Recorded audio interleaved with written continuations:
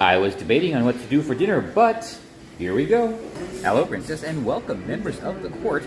I did not expect to, well, be talking to you tonight. I had a lot of work to do during the day, and that's fine. I figured I would just come get something to eat and then retire early. But Southwestern night in the Garden Cafe? Okay, well, that's worth something. Now, I just have to figure out what we're going to talk about. All right, let's see if I can do this from memory. These are grilled vegetables. That's squash, there's zucchini and jalapeno.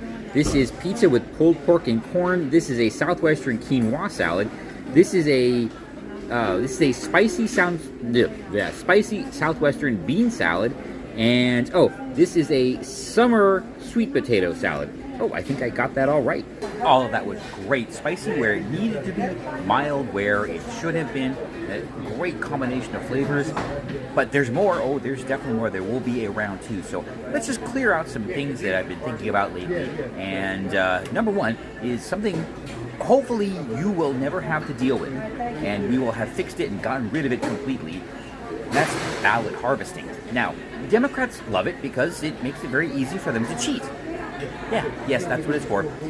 Now, fortunately, a lot of Republicans have figured this out and they're in on the game too. And quite frankly, if one side's going to do it, the other side might as well because, fairness. But here's the problem.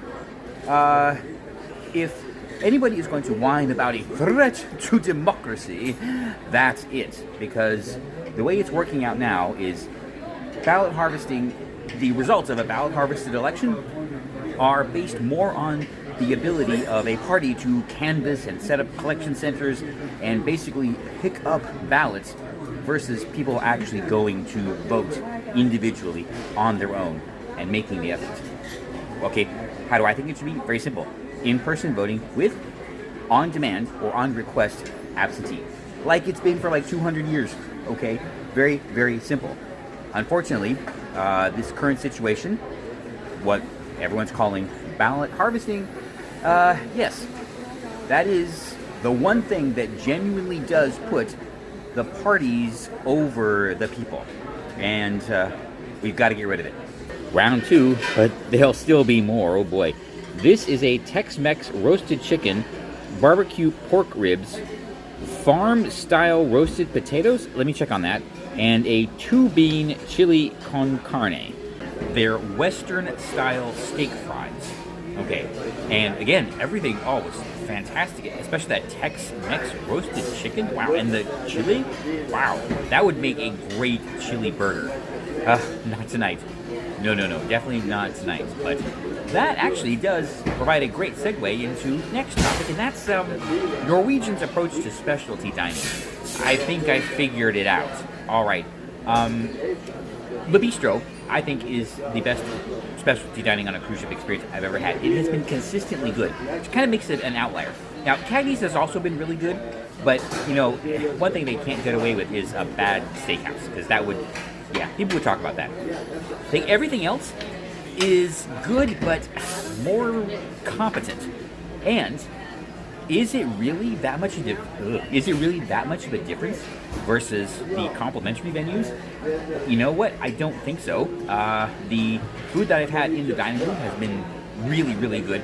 The food that I've had here in the Garden Cafe has been really, really good. All the complimentary food on Norwegian Prima was really, really good, which then brings me to yesterday's experience. Oh, I don't know if you've seen that yet.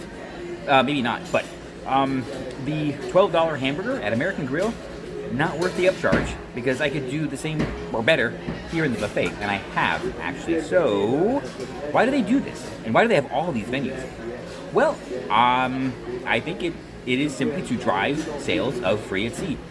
They're, in their mindset, they're accounting these specialty dining restaurants are just to provide places for people to burn their credits, right? They have to be a little bit better, enough to be worth a free credit, but they don't really have to go much past that. And I think that's what they're doing. It's part of their very, strategy that I see.